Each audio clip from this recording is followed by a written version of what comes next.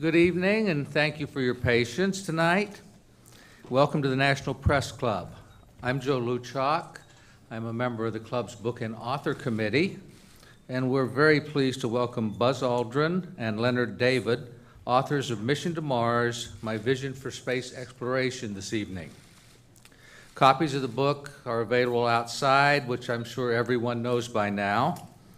And each sale benefits the National Press Club's Journalism Institute here at the club. The author will be signing copies of the book after tonight's event outside this room. Before we begin, would everyone please silence or turn off cell phones so we do not have interruptions during the event? On May, yes, everyone, that includes me. I've been at events before where the person who announces turn off the cell phone, theirs is the one that interrupts things. Before we get started, I'd like to announce some upcoming book events we have. On May 22nd, Jessica Buchanan and Eric Landemam, Impossible Odds, The Kidnapping of Jessica Buchanan and Her Dramatic Rescue by SEAL Team 6. On June 4th, Walter Cronkite IV and Morris Iserman, Cronkite's War, His World War II Letters Home. And on June 19th, Steve Barry, The King's Deception. On May 5th, 1961, the first American to go into space, Alan Shepard, went up and down. I always remember that date because that's my birthday, May 5th. In 8 years, only 8 years later, we heard this. On July 20th, 1969, 500 million people listening or watching. Houston, Tranquility Base here, the Eagle has landed. 8 years from up and down to the moon. And we watched. We watched the first flight. We watched all the flights. The networks televised them. And there were only 3 at that time. But they were on. My mother would get us up. I'm in Morgantown, West Virginia, and my mother gets us up. And we sat there before school watching the flights go up and waiting for the hold, which always seemed to come sometime during the, before the launch. The moon remains the only place that we have landed in the universe or the galaxy or even our solar system. But our guests tonight think that there's more places to go, more things that need to be done, and that's why they wrote the book, Mission to Mars. Leonard David is a space journalist who has reported on space activities for some 45 years. He's the 210 winner of the National Space Club Press Award. Buzz Aldrin is one of only 12 people who have walked on another celestial planet, or moon, as you might call it. He's been a fighter pilot in Korea. He has a doctorate of science in aeronautics at MIT. He performed the first successful spacewalk. So before landing on the moon, he'd already done quite a bit and would at least be in history books. And he continues to work on keeping the space program moving forward. We're now hear from our authors. After they speak a while, you will have a chance to ask questions, and then the book signings will take place. Thank you.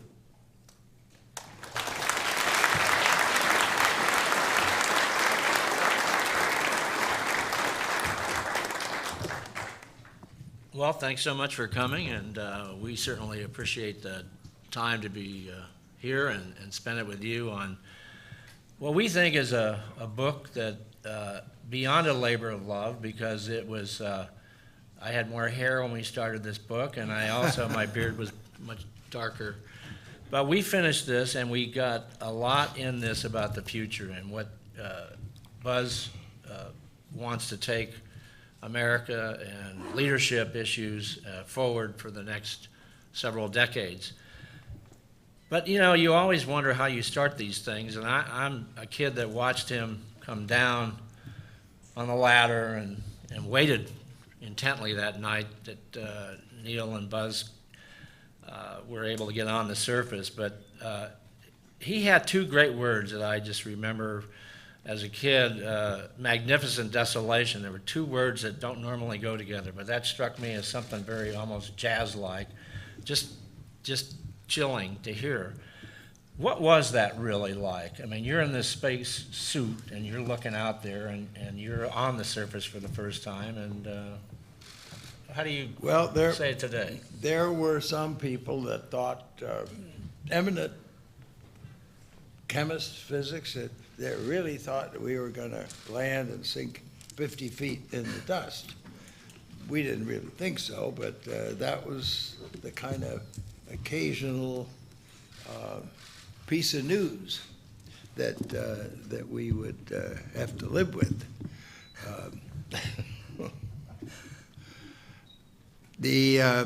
I could look out the window when Neil went down the ladder, and I could tell that it was pretty easy for him to walk around. He had to take pictures, so I had to send the camera down on a very sophisticated space contraption. It was a pulley, and the rope went down, and so I could send the camera down so he could take my picture, see. Then there was another thing that he did down the bottom. He scooped up a contingency sample in the event that we had a difficulty before getting down and opening up the desk that had the rock boxes in them. And of course the pulley had to be used later on to bring the rock boxes back up the ladder. We were in pretty good shape, but somehow carrying a rock box going up the ladder just didn't seem like the right way to do things. The moving around was really a lot simpler, I think, than we'd anticipated. You're sort of standing there, and you have a center of gravity, and your feet are like this. Now on Earth, try this. If you lean over so that your center of mass exceeds where your foot is, you have to do something pretty quick, like you have to push off and put your foot down. But that's not true on the moon. If you begin to exceed your center of mass goes over, you just gently push off and put your foot out there. It really makes moving around quite easy. Near the end of the mission, I had some time to demonstrate the mobility in front of the TV camera. And like a football player, I would jog and then turn directions. And the only difficulty was the big backpack was pretty heavy, so you had to pay attention to that mass that you had to turn. But I did a kangaroo hop, and I felt like I was really doing something that would be very well worth people understanding. Wrong. Nobody asked me a damn thing about what I was doing moving around. Till 10 years later, I gave a talk, and a Japanese guy came up and said, "I saw you were bouncing around," and it fit exactly the calculations with my stopwatch. And so I felt vindicated after that. Now, there was no time when you thought you were out of control. No. No, you were in total control. Okay. Physically out of control. Yeah, right.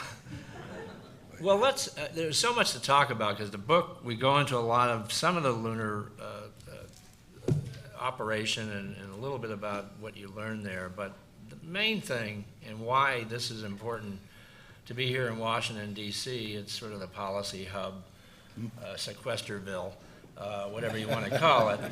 But the vision you have of the moon. I heard it was District of Confusion. District of, that's, okay, DC, that's direct current, I always, but anyway. Okay, what about the future of the moon in the sense of what we got in the book and how that fits into a much larger, grander sweep for getting to Mars, people to Mars? Well, there was a time, of course, after the Columbia accident in February of '03, when there was an accident board meeting, and there was also a kind of behind closed doors study of what might happen, and there was a new administrator, and we sort of had, some of us had a pretty good idea of what might happen, because this administrator a year earlier had done a study about what to do in the future, and it ended up preparing and going to the moon. And that's certainly what happened. The accident board, for example, said in November of '03, retire the shuttle after 2010. And President Bush came out the 14th of January at NASA headquarters and said, we're going to have a vision for space exploration. I'm not sure whether he named it at that speech or not, but that is what it was called. And it consisted of finish the space station, retire the shuttle orbiter at the end of 2010, build some exploration spacecraft, and land on the moon by 2020.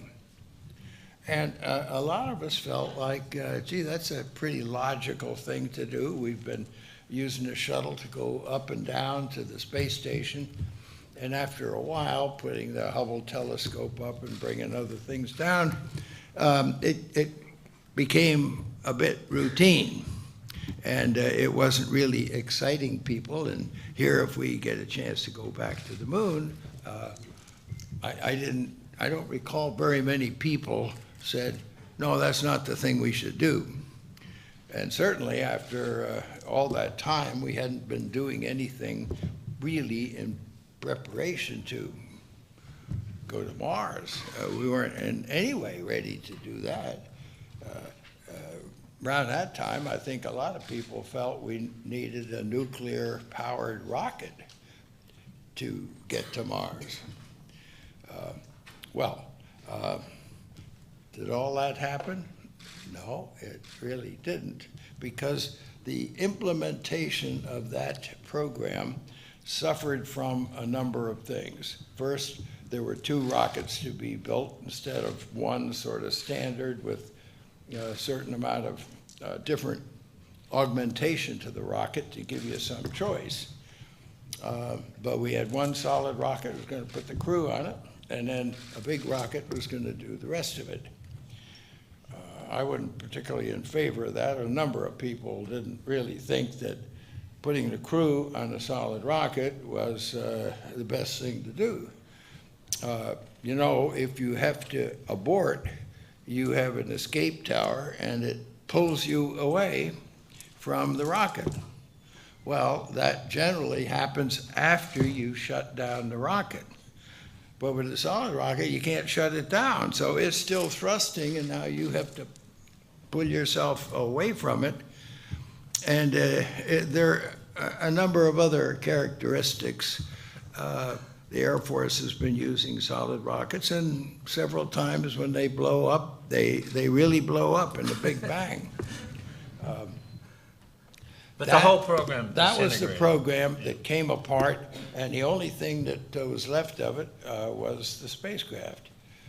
Now, the spacecraft was really supposed to make up for the retirement of the orbiter at the end of 2010.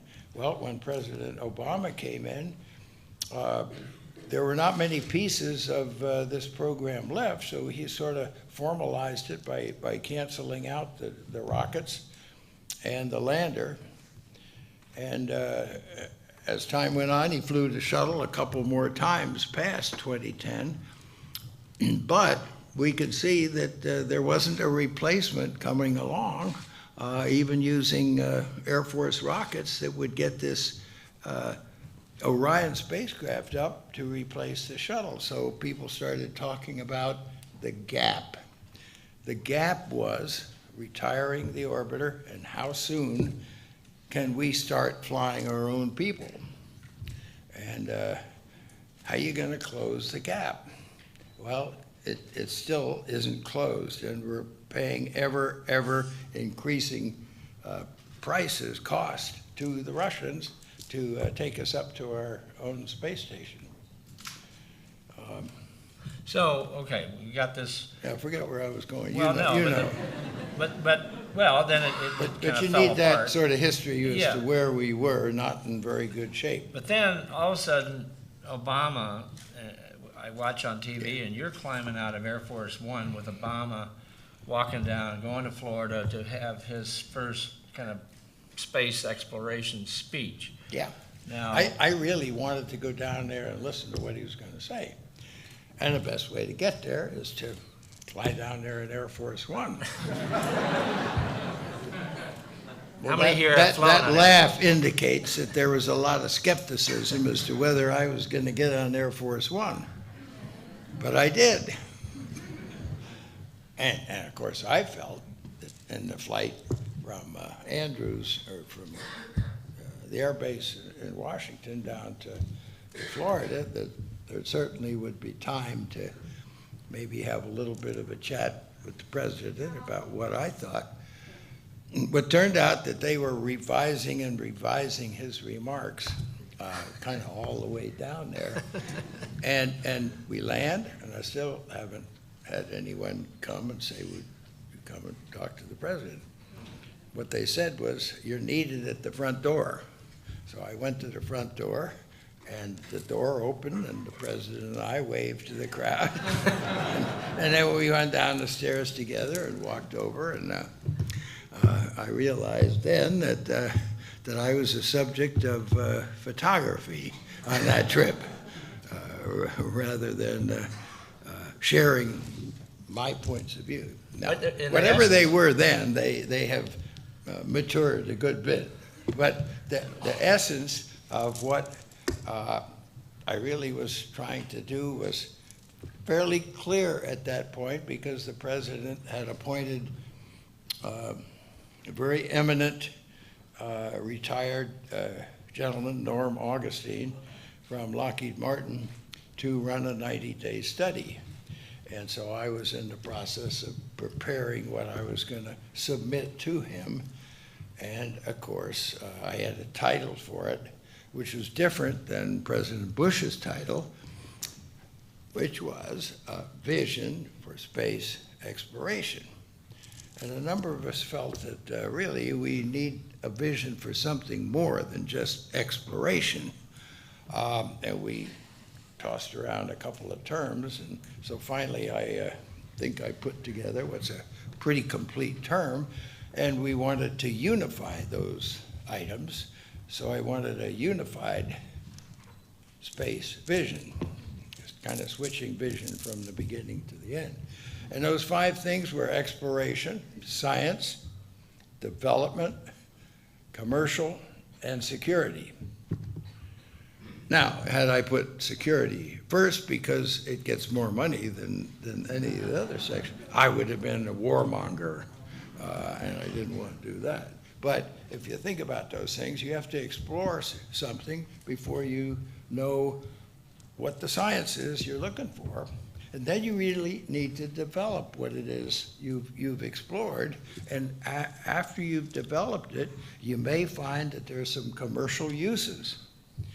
And if all those 4 don't help the nation improve its security, then you probably have something a little bit wrong. You ought to be able to take the things that make up that and have them augment security. And a part of the security is ought also to. planetary defense. It's never really worked out that way. The Air Force has never seen fit to use a Saturn rocket or some other rockets that NASA has developed, and sort of the other way around. But that'll be the subject not of the next book, but maybe an op-ed piece as to how we might fix that. So, we've got a little bit of time to make sure we get in a little bit of where we are today. Leadership, I always feel like one thing about Washington, D.C., I survived about 30 years here. I'm still shaking. I'm out in Colorado now, but it was a great place to be here, and I certainly learned a lot, and also going to the hearings, which I always feel like, why do they call them hearings when nobody listens? Kind of thing. But anyway, other than that, you have this kind of pessimistic view of maybe America now with all the political, again, sequester. Somebody's trying to get something through, and there's always a roadblock here or a roadblock there. And somebody says, well, no, you got to get around this way, or you got to do it this way. Right. Nothing really seems to be straightforward. But if cynicism could be a fuel, we'd probably go to the stars by now, right? We could bottle that.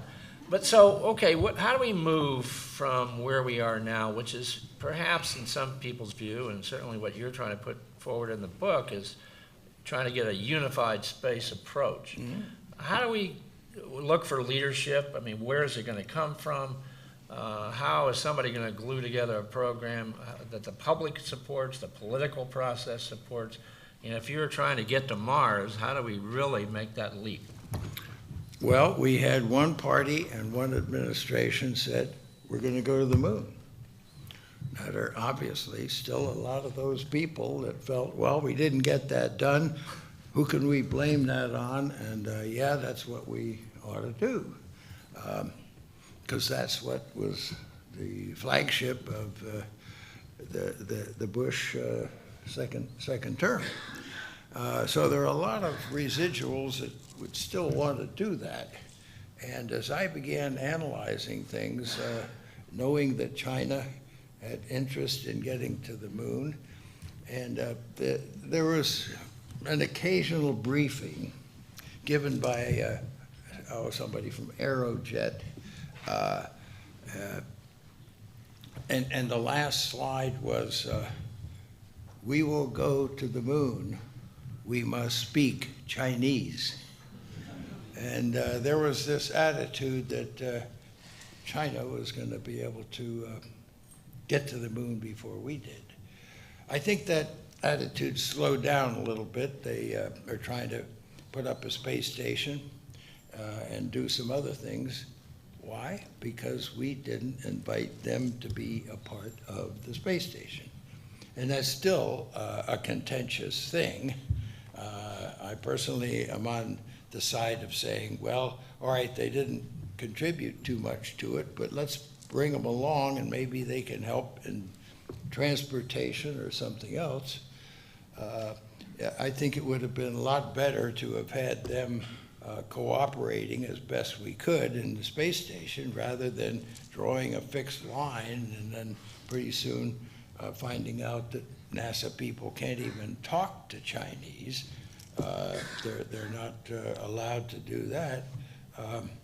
I personally feel that that's kind of moving in the direction of separation, and you have too much separation, you're going to have agitation, and it's just liable to lead to miscalculation, and miscalculation leads to an accidental conflict of sorts, and we'd be much better off if we, and I would carry that even further. The more that we can cooperate up here, sure, we've got to solve problems of classified launch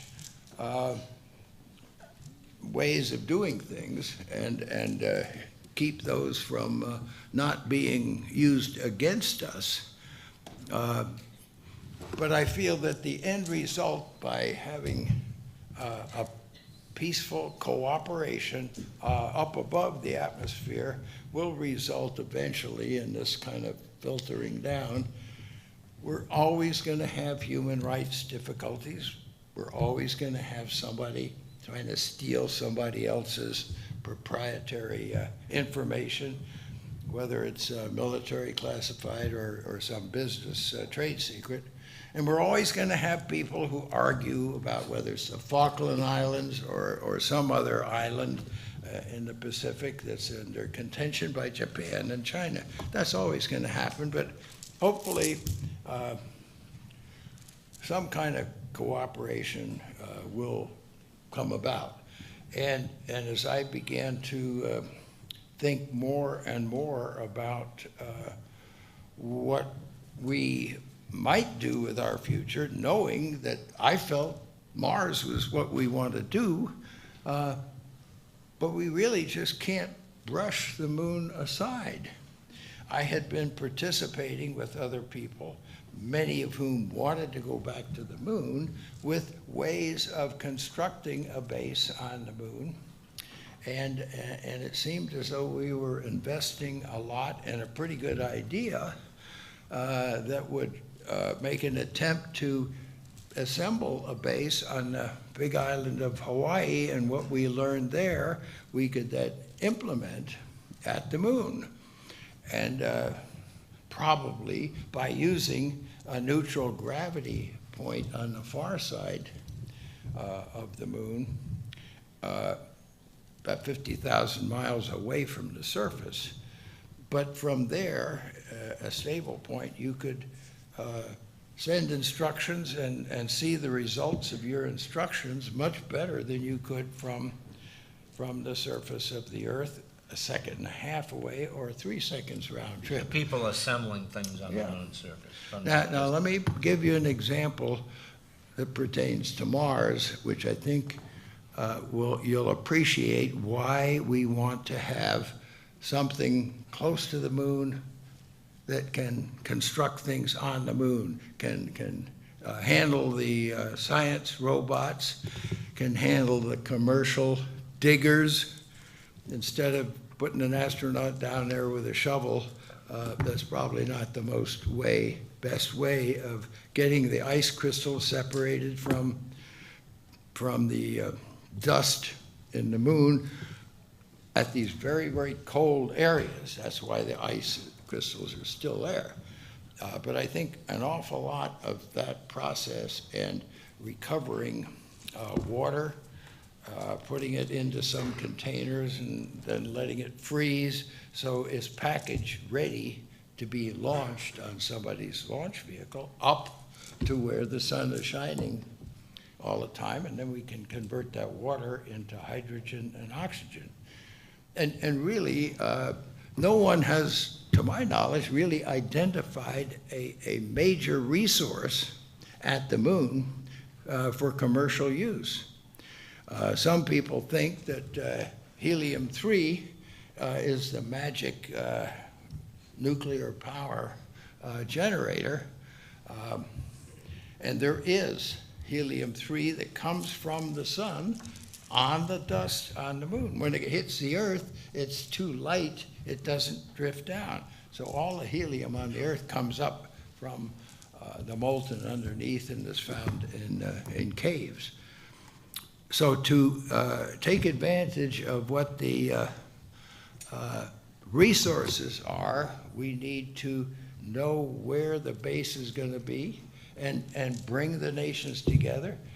And they're just not going to say, U.S., why don't you tell us where we ought to put our base?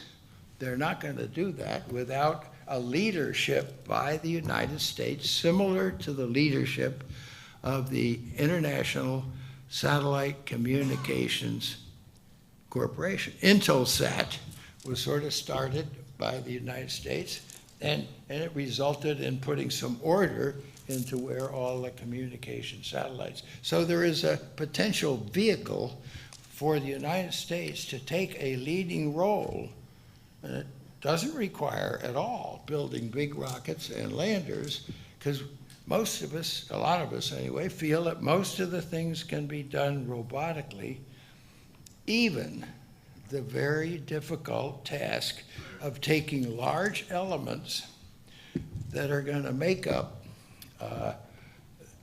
a main moon base, an international moon base. But again, this is a test bed. This is sort of, you test everything out at the moon and do it robotically. Well, we This would really be- tested out over and over again on the big island of Hawaii, Hawaii, and- and then we get other people to agree. We set up the means, and then other people land these objects, and the United States has the responsibility of the robotics, the joints, and bring them together. Why is that kind of essential? Because that's what we need to do at Mars, at much greater distance. And the example that I'd like to give is a classical one, I think. Over 10 years ago, at Mars, 2 rovers were landed, Spirit and Opportunity, expected to last 90 days. Turns out they were much better than that. And one of them stopped operating at the end of 5 years, and the other one is still operating now. Now, the project manager of that made a very enlightening remark. He said that, and in writing too, he said that during the 5 years that those 2 were operating, what they accomplished in their traverses and their inspections and looking at things, being given one day's instructions at a time that were obviously quite conservative because something might go wrong, we wouldn't know about it. What they have done in 5 years could be done in 1 week if we had intelligence, human intelligence in orbit around Mars that could be communicating with these things directly. So that's why we want to put this control base on the far side of the moon that gives us the ability to bring things together at the moon, and then we're going to do the same thing at Mars. And now, there was an effort thought back in the early 80s of let's go back to the moon and build solar power satellites. And there were ways of doing that with lunar materials, and then there was another scheme of just directly beaming the energy back from the moon. The point is that there was a reason for looking at going back to the moon again in the early 80s, before the, just when the shuttle was just barely beginning. And I decided I'd use my curious mind to see if I could come up with something better than the much better way of going to the moon that was proposed by an engineer, much better than Dr. von Braun wanted to do. He wanted to build one massive lander, and he would get launched, and it would get into Earth orbit, go to lunar orbit, then make a landing, lift off from there, come back and land in the ocean. And it was a monstrous thing in comparison to the lunar module that we ended up with. And it required either a Nova rocket that wouldn't be ready until well into the 70s, or it required 2 Saturn V's rendezvous in Earth orbit with the propulsion stage. It would then take the large lander. And we were taught by an engineer from Langley that if you segment the mission, you need a small vehicle that'll re-enter the atmosphere with the crew, and it can escape from the top of the rocket during launch and other time. Now, it needs a service module, and when they come back, the service module will burn up in the atmosphere. Now, at the moon, we need a craft that'll land, and we need a craft that's attached to it that'll lift off again. And when we join up with the other craft, we'll leave those at the moon, and that's the way we got to the moon. Pretty elegant. It required a risky, maybe, rendezvous at lunar distance. And if you're trying to sell on Braun's way, you're going to say Earth orbit rendezvous is much simpler, easier to do, less risk than a rendezvous at lunar distance, completely omitting the fact that their way of doing it required 2 Saturn V's, and the way we ended up doing only took 1 Saturn V. So when you get a description of what's going on or what's happening, look behind the scenes and find out what really is going on. Well, let's look behind the scenes, because we've got a few minutes left to try to get us to Mars, and I feel a gap Well, we there. know we want to go to the moon of Mars. Yeah. We know we want Phobos. to build some kind of an interplanetary space vehicle, and we should test the long-term life support at the station. If we have a prototype, we could put it at the station, and it becomes a safe haven. But we use the space station to prepare us to go beyond for exploration purposes. Then we do our little thing at the moon, but in the meantime, we are going to test that spacecraft. It's going to be what we put at this far place on the other side of the moon, and it's going to have a crew in it. It's going to be what we send to the moon of Mars Phobos. It's an interplanetary spacecraft. And we might find that we could even take an early version of that. After at space station, we have a safe haven, so we don't have to keep lifeboats So out we there. want to make sure we got Q&A in here, so let me try to wrestle this back in. Cycling vehicle is how we're going to get to Mars. And we looked at gravity assist to go outward and outward, but nobody, until I came along, thought about going to one place and using gravity assist to come back to where you started from at the right time, velocity, and everything else to then complete it going.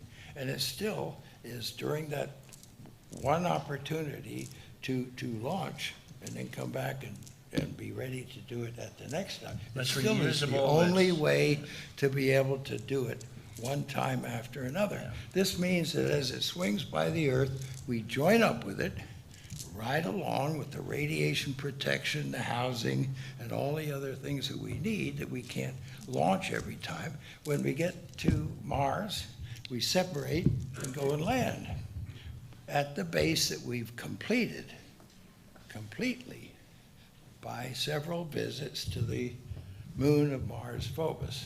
So that is sort of the general overall pattern of how we lead activities at the moon, but do things there that contribute to what we're going to be doing later on in the buildup.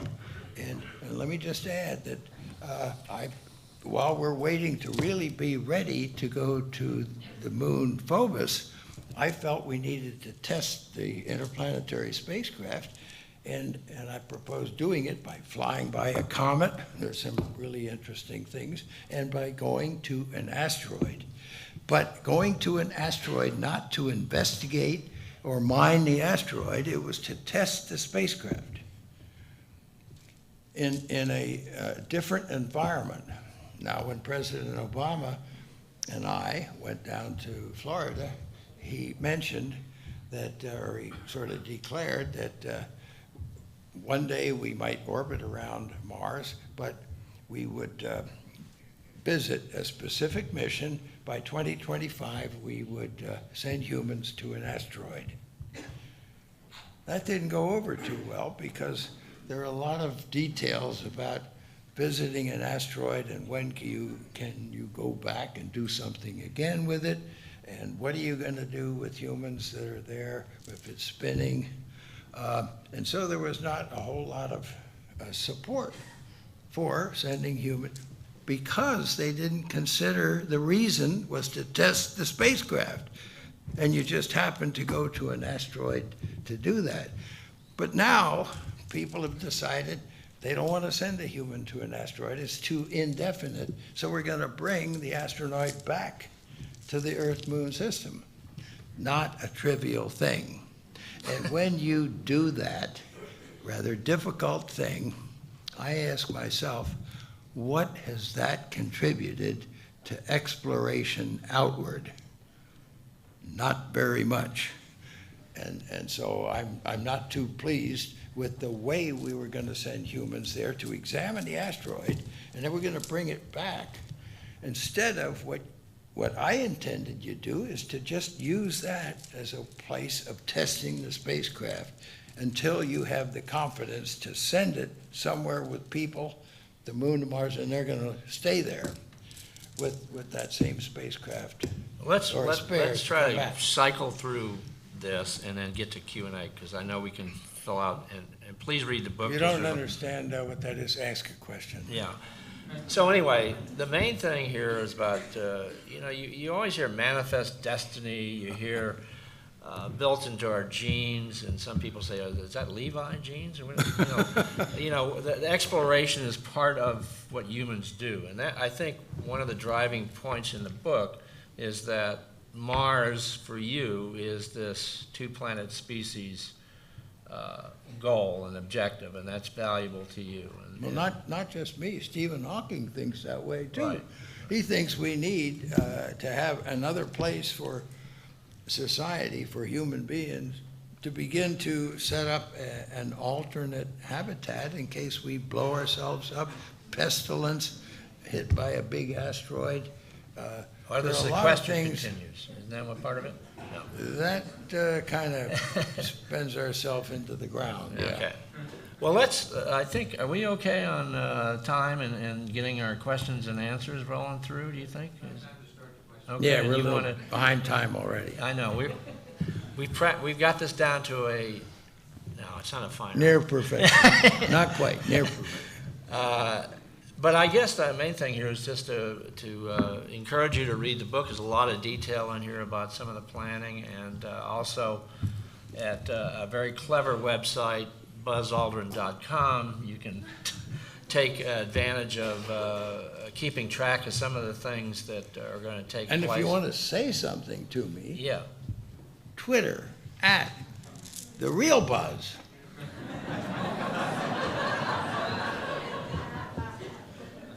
So what- Not that dummy. His name used to be Lunar Larry. Okay, well, let's, why don't we open it up? And, I think we ought to hear the lady's question. Okay, we're going to open it up. Oh, she's- From the audience now, we have people with microphones, and they will come to you. Hi. So currently, states cannot make territorial claims in outer space. I was wondering if you thought that may have de-incentivized exploration at some point, and also as human activity expands further away from the Earth and the Earth-Moon system, do you feel that rule will have to be revised at some point? Did you get that? private ownership issues, and are you talking about asteroids or materials? Asteroids, Yeah. areas on the moon, what have you. Well, we had a national effort to go to the moon, and I guess there was some concern in President Johnson's mind that if the Russians beat us to the moon, they might claim it for themselves, and that was the reason behind the 1967 Outer Space Treaty that treated objects in space as part of human domain for all mankind. It didn't belong to any one country, but it was to be shared among all mankind. And when we explore outward, we're going to want to build there what we need to sustain ourselves and develop the local resources to be able to do that. It's called in situ research. ISRU. ISRU is living On the off the spot. land. It's the best NASA acronym that we can come up with. On the spot resource. And next question, are you gonna pick people or how's that going? Yeah. What do you think the next generation of astronauts should work on to get better in space exploration? What? Do that again. Okay, sorry. What do you think the next generation of astronauts should work on to get better in space exploration? Well, I think somewhere between 2020 and 2025, 25, astronauts selected will be asked to sign a piece of paper saying that if they are successful in their career as an astronaut, they will spend the rest of their life on Mars. I came to this conclusion maybe in a practical way by saying to myself, suppose we went to Mars with 6 people, stayed a year and a half. That's sort of the normal time between arriving and when you can come back. So we bring a crew back, and while they're coming back, we send another crew, and they spend some time on Mars. And right about then, I believe Congress would make the statement, we know how to do that now, let's spend the money somewhere else. And everything we've invested in going there. Because it has been a sporadic one visit after another visit after another visit, you must, in my estimate, commit to permanence there. And then I kind of toyed with, well, get 12 people there, and then bring 6 back and another 6 go. And so we vacillate between 6 and 12 and 6. But that won't do it. That doesn't build up the people you need. The cost of bringing people back in terms of having the fuel there to be able to bring back, and all of those complicated reasons to be able to bring them back, is not in keeping with the idea of establishing a settlement, a permanent growing settlement on another planet. And if you're not ready to do that and ready to commit to do that, don't go there until you are. Okay, there's your rules. Good evening, Dr. Aldrin. Question about Certainly radiation is a concern, even for the recently announced Inspiration Mars mission, which would be launched at the beginning of 2018 and come back 500 days later. The reason it was selected such an early date like that is because the duration of a flyby mission gets longer and longer and longer until it then starts getting shorter and shorter again, and you have a repeat of a good opportunity, but not until 2031. So we either do that kind of a mission by leaving in 2018, or we don't do it at all. And that makes the launch very critical, and we better make sure that we've got the right launch vehicle that's going to be ready to be able to do that on that particular mission. Well, we still have a lot of wrestling to do with radiation, cosmic rays. One of your experiences in Apollo was closing your eyes and seeing flashes. And you were the first, weren't you first to sense that there was some cosmic ray things going through your... Well, this is not a solar flare, but it's background cosmic radiation. Right. And on our flight on Apollo 11, we were the 3rd flight to go to the moon. 2 others, flights of 3 each, had gone out there, and they didn't observe anything unusual, but it seemed to me every evening I'd get ready to close my eyes, and before that I would see a flash somewhere, and then I'd try and look at it quickly, and then there'd be another one over here, and then maybe a streak. And it was puzzling because I didn't hear anything. And I sort of thought, well, these particles are pretty small. They're going right through the spacecraft. And what I was seeing was the entry into the inside of the spacecraft. That's what I thought.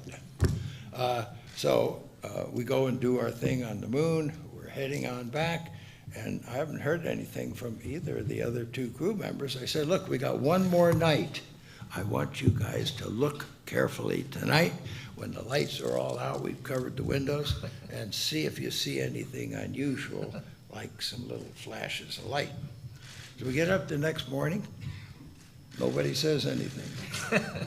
And then I say, Mike, did you see anything last night? No, I didn't see a thing. How about you, Neil? Oh, yeah, I saw about 100 of them. Now, that's typical of the way Neil would provide an answer. Well, that was kind of puzzling. We reported on it and got ready for the next flight to go up there, and they were briefed on what to look for. In the meantime, I got a call from somebody who says, well, we're looking into this situation. We're wondering if you would come down and put your head into this machine.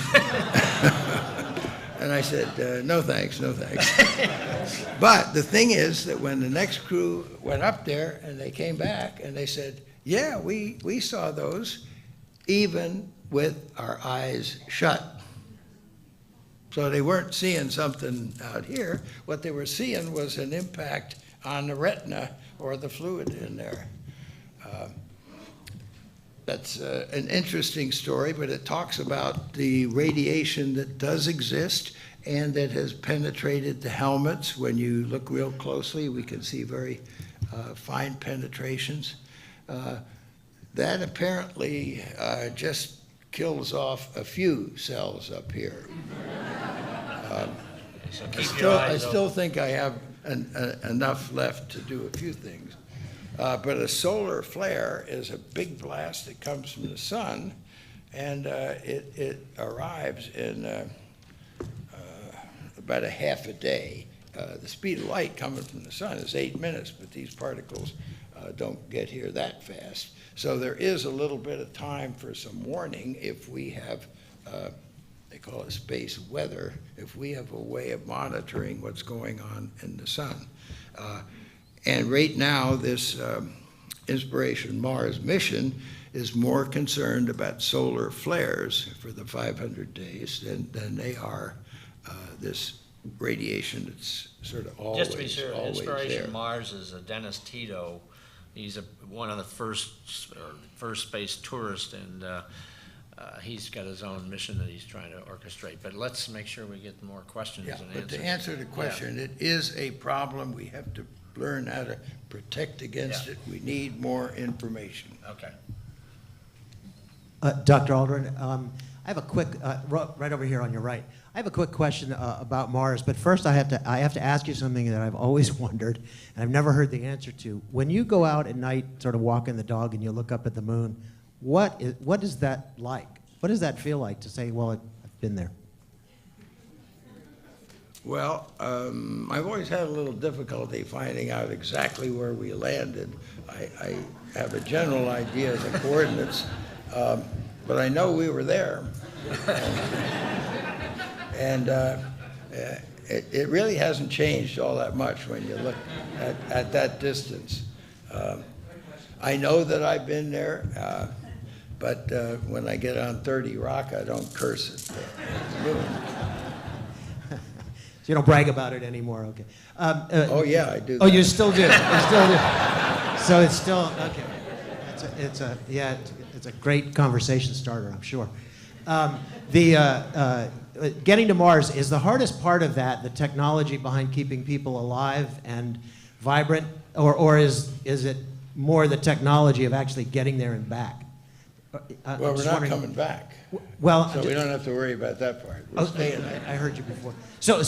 But keeping people alive and thriving and healthy, getting up there, is that the hardest technology, or is it the rest of it? I'm sure that will be. There are people I know that have been really looking at that, growing sufficient vegetables and other edible things, and certain kinds of fish could be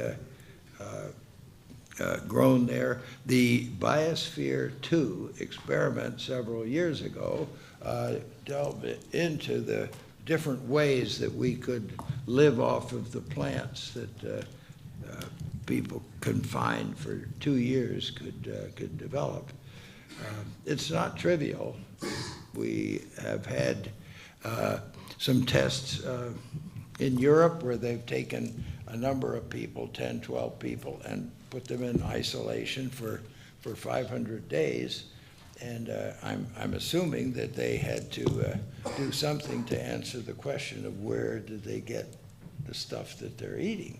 You can carry along just so much, but when you're staying a minimum of a year and a half, you're going to have to take along a lot of material. And especially it's a consideration at going to the moon of Mars, where there isn't quite the ability to do some gardening or greenhouse type activity. You're too busy assembling things that are on the surface.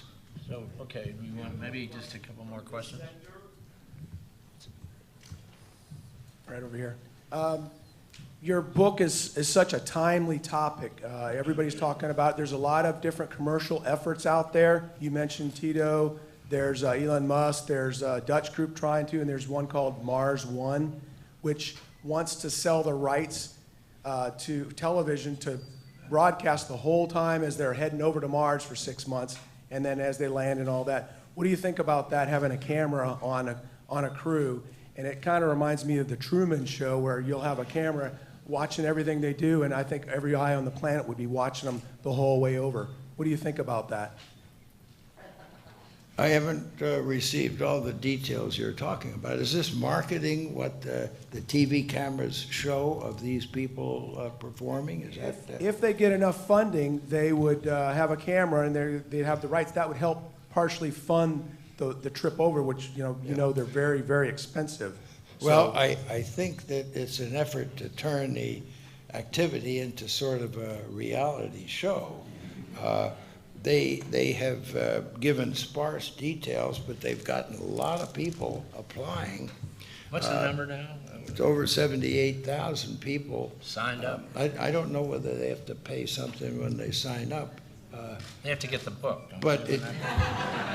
it clearly is a Mars One, and it's a one-way trip, and all these people have signed up. So to me, it dispels the question that people ask. If they're not coming back on your scheme, are you going to get anybody to volunteer? Of course you are, because these people are going to go down in history as the first pilgrims on another planet. And far more important than that, and this is something that has to be cultivated by those of us who really want this to happen. The leader of an organization or the president of a country that makes a commitment to send human beings from Earth to another planet in the solar system to set up permanent homesteading. Just think of the history of the humans on Earth and how that has changed totally the history from that point on. That individual is going to go down in history with a great heritage. You look at the other people who we revere, have they ever been associated with anything as monumental as taking human beings from one place and beginning to grow a two-planet system for the human race? Now, that is very important, that whoever is in the White House or gets in the White House, is running against somebody, realizes what that heritage could be. And when could a significant announcement or a commitment be made? Well, I happen to think that their 50th anniversaries of a significant series of events, 6 out of 7 successful landings on the moon, is exploration. That's a time to talk about, we did that 50 years ago, what should we commit to do now? That's a wonderful time to do that. What happens right in the middle of that time period between 2019, July and December 2022? The re-election of whoever replaces President Obama. Now, just think of what can be done with those issues and those facts by a number of people that really want to see exploration continue. We can make that a very big issue, and if you don't do anything and you go through an election, guess what the opposing candidate's going to say? You chickened out, you elect me, and I'm going to take the Earth to the planet Mars. Or if you've done that, you can now brag about having done this that is going to send you down in the history books. So I have quite a bit of optimism about creating a scenario of activities that people need to have a clarity of how we're going to carry this out and not sit around and argue about it for a long time.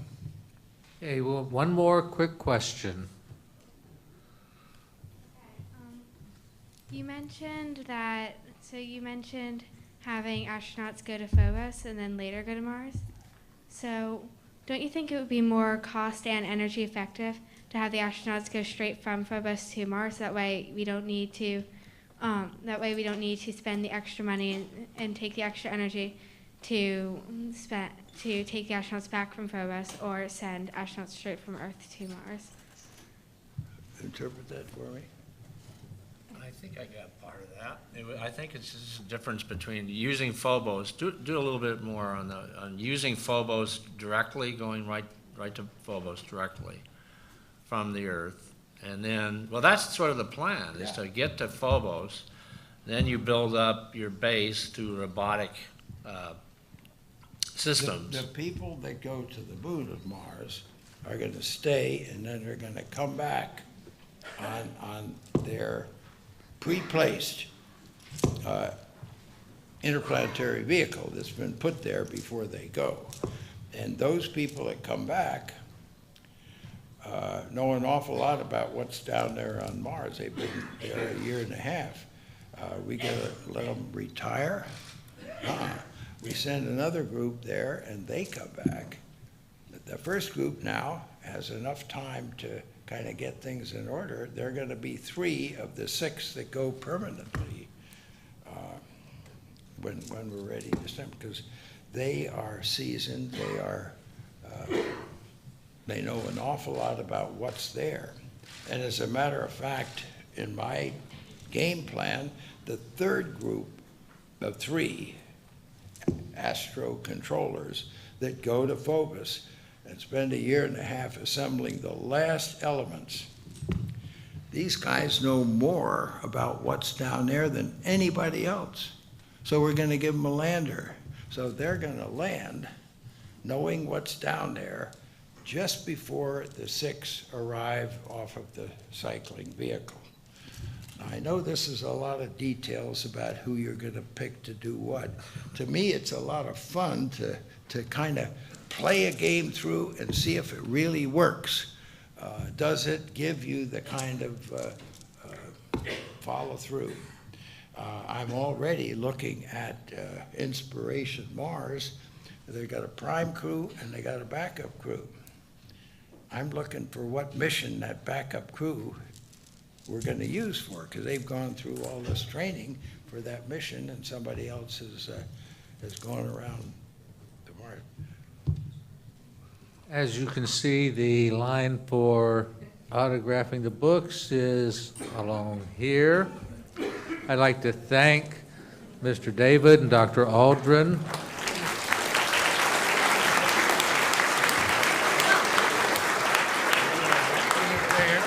And, yeah, stay seated, please, for a minute. Please. I'd like to present each of our authors with the prestigious National Press Club coffee mug.